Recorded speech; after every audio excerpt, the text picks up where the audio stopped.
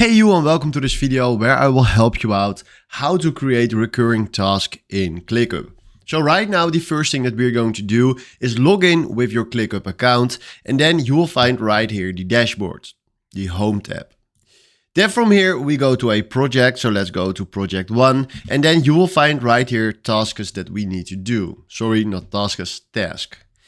Then right here we click on a task, and then from here we select dates. Then you will find right here set recurring, and if you click right here on set recurring, you will find right here when we need to put the recurring, so weekly, monthly, yearly, or days after. You can decide for yourself what you want to do, and then on status change complete. So you can decide what you want to do, maybe done, you can do complete, but you need to decide for yourself what you want to do.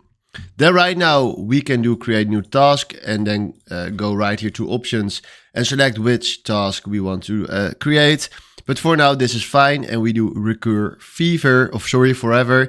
And then we go to update status 2, and then you can select right here maybe in progress or something else. But if you don't have the option that you like, make sure that you create right here a new option that you can select.